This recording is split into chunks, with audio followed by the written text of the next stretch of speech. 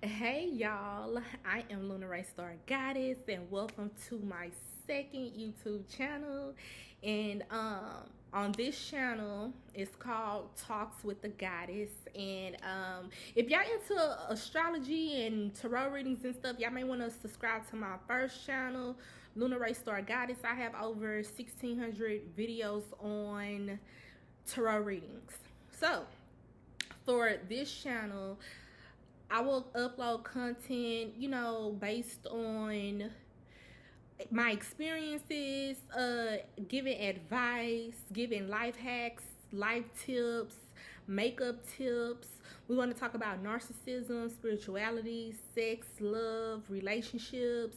We're going to talk about the whole shebang on this channel.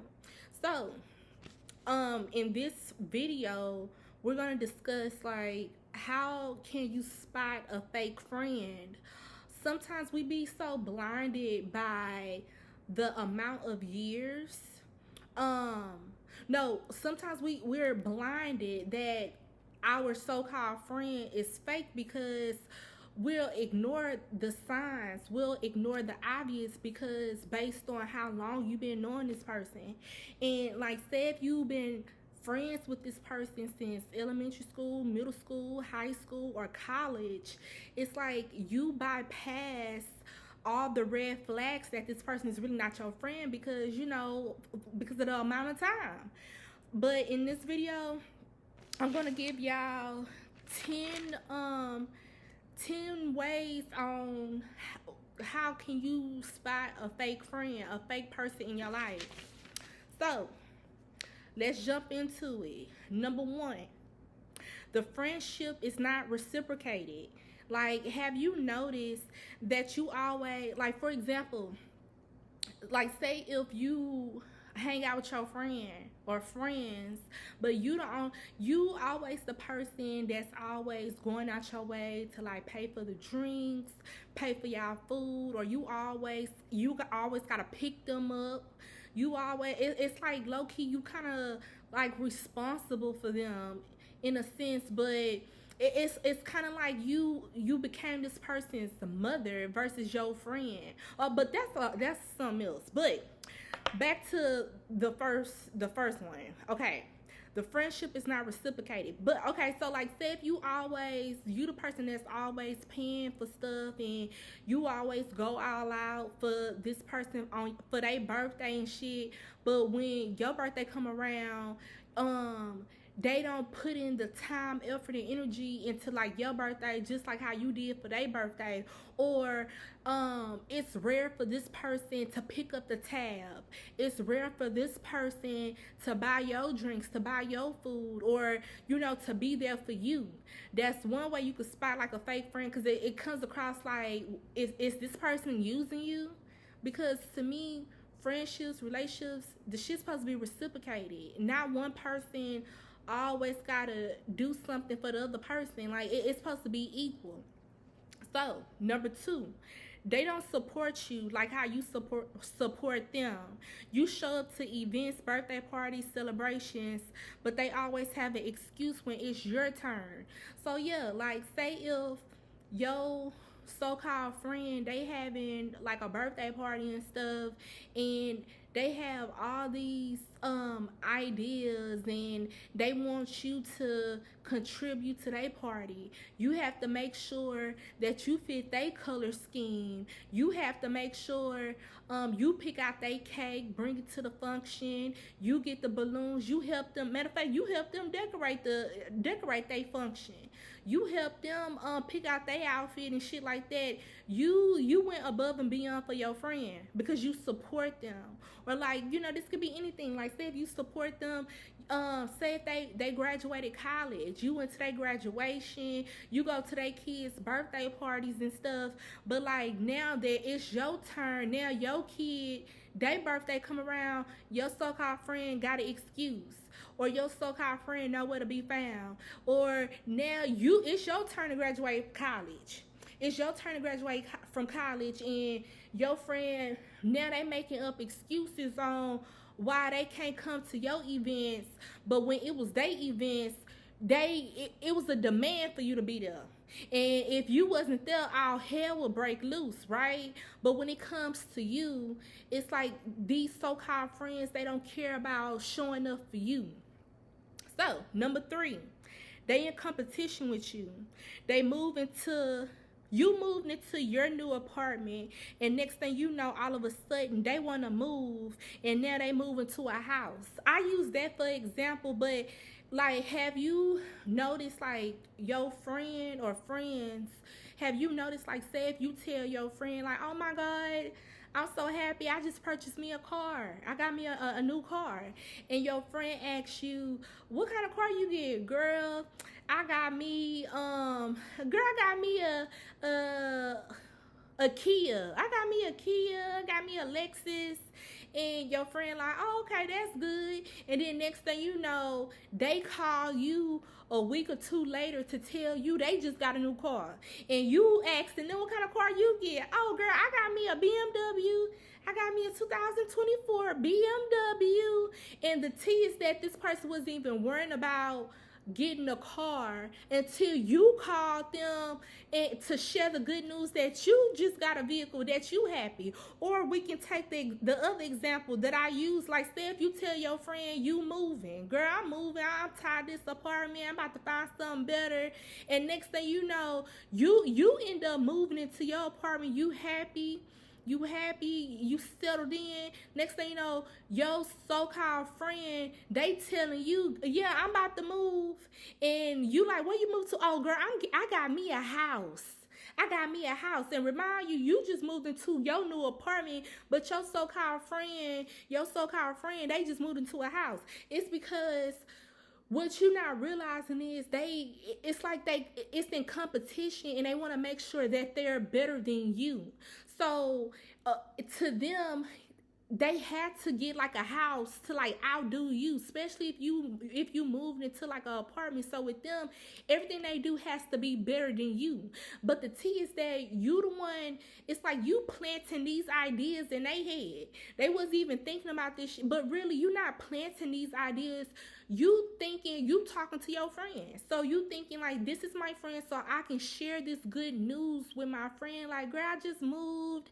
I just bought me a new car. And it's like now all of a sudden they doing the same shit, but they making sure that their car is bigger than yours, or their car is a newer model than yours, or their house, they making sure they move into a 4-bedroom house because you just moved into a 2 or 3-bedroom apartment. So that's number 3. Number 4, they always have something negative to say about whatever you tell them. So like, say if you tell your friend like, girl, I'm so happy, or bro, I'm so happy, I just got me a new job, that they gave me the position. And you tell your so-called friend is, and instead of them congratulating you, they tell you like, you ain't gonna stay at that company for long. Or I bet you ain't making that much money though. Or it's like they hating, but it's like with empathic people, or with kind-hearted people, it's like we ignore the red flags because we've been knowing these people for a very long time, and you don't want to believe and accept that your own friend is hating off you. So it's like, yeah, they always have something negative to say when you tell them positive news, like, yeah, I just got me a new car, or I just got me a new car. You ain't gonna be able to afford that car note. You should have got you a cash car, because you can't afford that car note. That shit hating. That's negative. Number 5, they treat other people better than you. Like, have you noticed, like, your so-called friends, especially like if they have other friends, and we're gonna take the birthdays for example. Like, say your birthday come around and shit, they ain't even buy you nothing. Or they bought you like a cake and some balloons. And with they other homegirls, or with they other friends and like a whole nother friend group, they went all out for the other friend. Like they posted, like, say if y'all active on social media, like the other friend, they got a birthday shout out on the Facebook, on Instagram, and then your so called friend bought them like a Gucci purse, and they only bought you like a cake and some balloons from Party City. But with other people, they treat other people better than you. So with other people, for their birthday, they the ones threw the party. They the ones they threw the party. They bought out the venue for the party. And then the kicker is, hey, y'all just have to sit back and just pay attention. Like, and say if you've been knowing this person longer too. You've been knowing this person longer. You've been there for this person. You supported this person since day one. But they don't really, they don't treat you. They treat you like they just met you.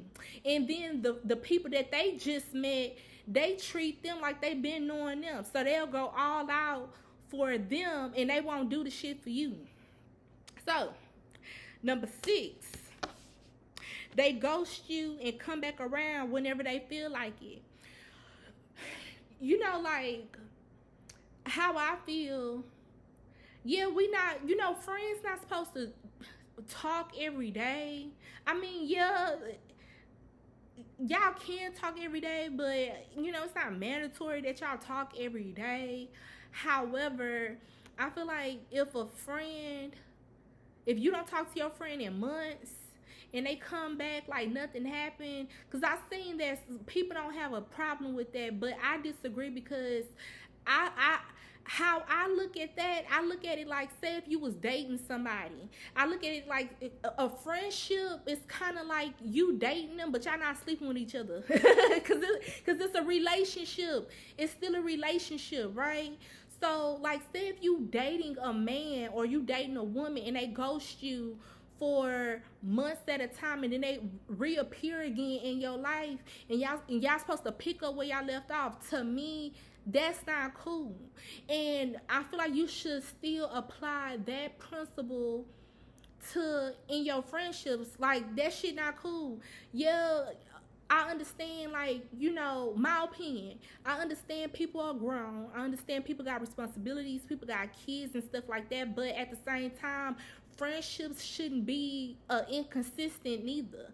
It shouldn't be inconsistencies in friendships. So how I feel like they a fake friend. Number 7.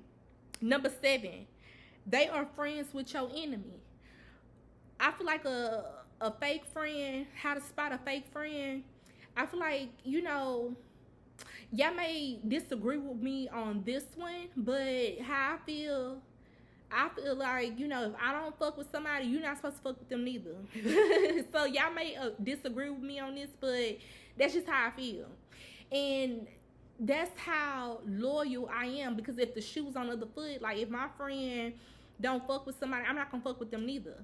But I understand we grown and people can be friends with who they want to be friends with.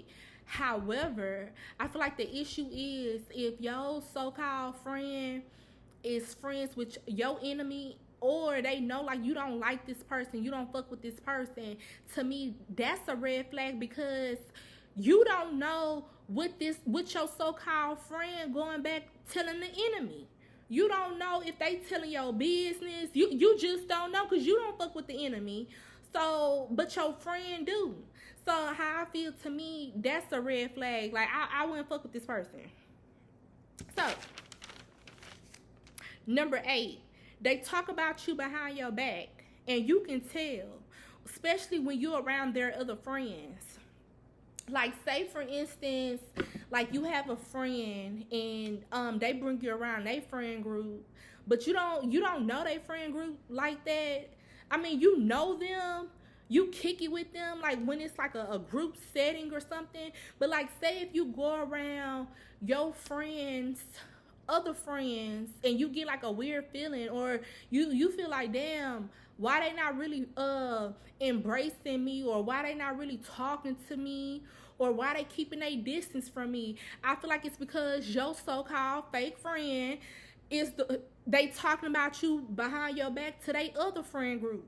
Cause you know, like, say if we do this unconsciously as humans. Like, say if you're venting to your homegirl or to your homeboy in regards to like another person, you like, I don't fuck with that person, I don't like them, and it's like unconsciously your friends, they don't like that person neither because of what you told them.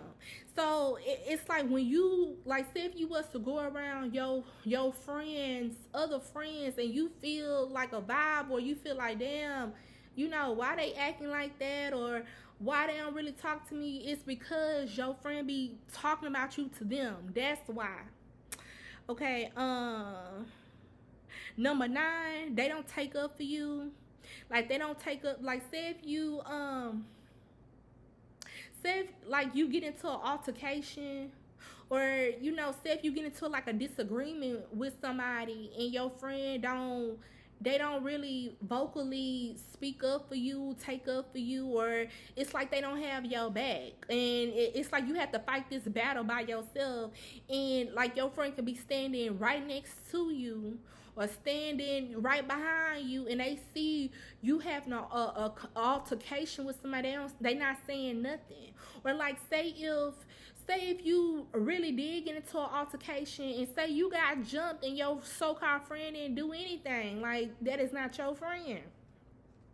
And then last but not least, we have how to spot a fake friend. The last one, they dated or slept with one of your exes. To me, that's like a dead giveaway. Like, this person is not your friend. They always been jealous of you. They want to sleep behind you. They wish they was you. You know that is not your friend. So yeah, that's all I have for this video, how to spot a fake friend. Because, you know, especially right now, we in the age of Aquarius, so like the truth is coming out more to the forefront, and these signs, you can't ignore the shit no more. It's impossible for you to ignore it. So y'all be careful on who y'all call y'all friends, and who y'all kick it with, and who y'all let in y'all personal space, because you'll think these people support you and fuck with you, but really they don't. If y'all have leave me some comments below. Like, those are my 10 ways to spot a fake friend. So if y'all have other suggestions and other ways how you could spot a fake friend, leave them in the comments down below this video. But thank you. Bye bye.